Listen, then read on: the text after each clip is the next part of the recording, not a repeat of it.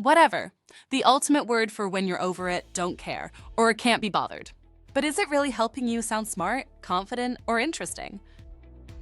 That's why today, in our Don't Say series, we're kicking whatever to the curb and swapping it for some fresher, more engaging options. Let's be real.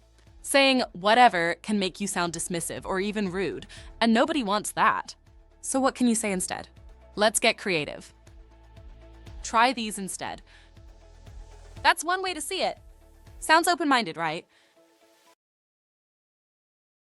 That's one way to put it. It's like one person sees it one way, another person sees it another way. Or let's agree to disagree. A classy way to end an argument. Let's just agree to disagree. Let's agree to disagree. And for those really frustrating moments, I'll leave it at that. I'll leave it at that. Monstrous. Let's leave it at that. Or my personal favorite?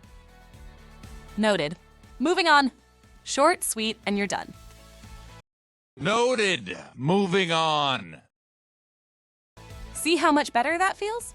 Instead of shutting things down with whatever, you're keeping the vibe positive and showing you can handle any situation like a pro.